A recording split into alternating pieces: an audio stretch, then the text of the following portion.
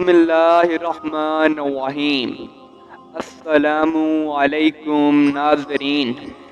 کسی زمانے میں ایک اللہ کی ولی اللہ تھی جو کہ نہایت ہی نیک خاتون تھی، اور وہ اپنے ماں باپ کی ایک لوتی اولاد تھی۔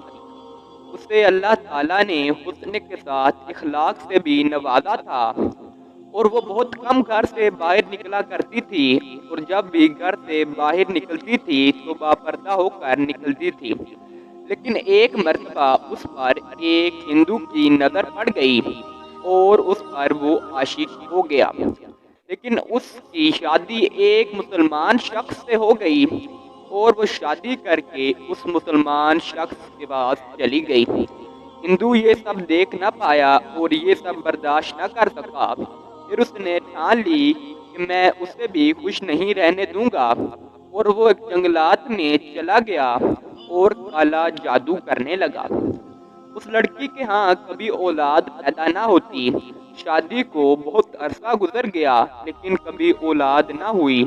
آخر اس نے روحانی علاج کرایا تو اسے اولاد بھی نواز دی گئی، لیکن جب بھی اس کی کوئی اولاد ہوتی تو وہ مر جاتی۔ ایک بار اس کی بیٹی ہوئی اور اس کے دروازے پر ایک فقیر آیا، اور فقیر نے اس سے پانی مانگا۔ اس نے اسے ایک برتن میں پانی دیا۔ فقیر نے برتن میں دیکھ کر کہا، اس میں سانپ ہے، تم پر کالا جادو کیا جا رہا ہے اور تمہاری کوئی بھی اولاد نہیں ہوگی۔ وہ لڑکی کہنے لگی، تم جھوٹ بول رہے ہو، میری تو اپنی ایک لڑکی ہے۔ تو وہ فقیر کہنے لگا کہ تم جاؤ، تمہاری بچی زندہ نہیں ہے، وہ مر چکی ہے۔ وہ بھاگتی بھاگتی اپنے کمرے کی طرف گئی، اور وہاں جا کر دیکھا تو حقیقت میں اس کی بچی مر چکی تھی۔ وہ رونے لگی لیکن اللہ تعالیٰ کا شکر ادا کرتی اور اللہ تعالیٰ کے ہاں سجدہ ریز ہوتی۔ پھر کافی دیر کے بعد اس کے ہاں ایک اور بچی پیدا ہوئی، اور پھر وہی فقیر اس کے دروازے پر آیا تو اس کی نوکرانی نے دروازہ کھولا اور بھاگتے بھاگتے اس لڑکی کے پاس چلی گئی کہ وہ وہی فقیر پھر آیا ہے۔ تو لڑکی فقیر سے پوچھنے لگی کہ اب تم کون سی خبر لے کر آئے ہو؟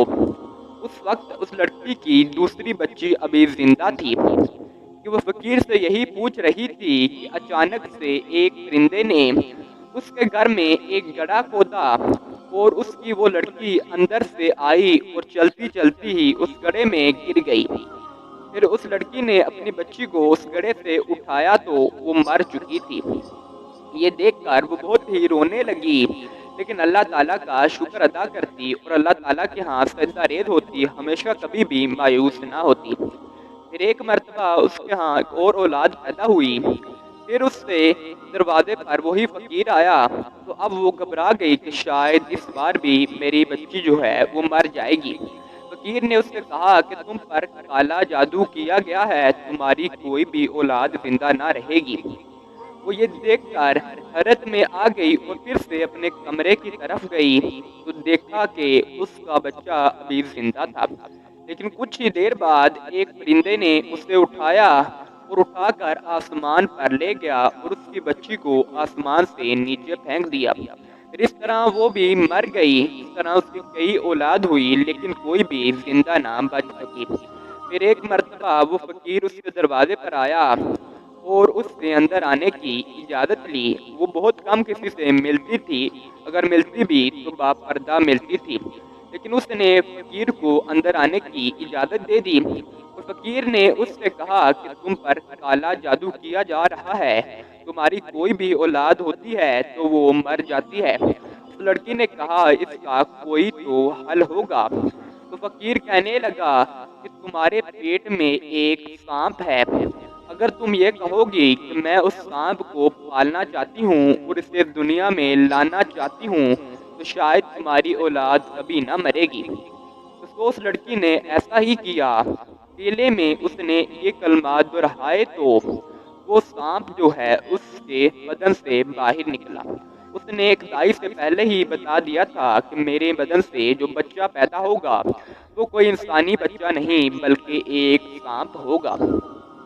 اس سانپ کے نکلتے ہی اس کے ساتھ ایک اور بھی بچہ پیدا ہوا جو کہ نیلے کلر کا تھا، لیکن وہ بچہ بھی کچھ دیر کے بعد مر گیا۔ پھر کچھ دیر کے بعد کافی عرصہ گزر گیا تو اس کے ہاں ایک اور اولاد پیدا ہوئی اور وہ کبھی بھی موت کے گھاٹ نہ اتری اور وہ خوشحال زندگی گزارنے لگی۔ پھر ایک مرتبہ وہی فقیر اس کے دروازے پر پھر سے آیا تو گھبرا گئی، کہنے لگی کہ بابا اب کون سی خبر لائے ہو؟ تو فقیر کہنے لگا کہ تمہارے لیے ایک اچھی خبر ہے، جس نے تم پر کالا جادو کیا تھا وہ ایک ہندو تھا اور وہ آج بھی جنگلات میں کالا جادو کر رہا تھا کہ اچانک سے ایک سانپ نے اسے ڈس لیا اور وہ موت کے گھاٹ اتر گیا ہے۔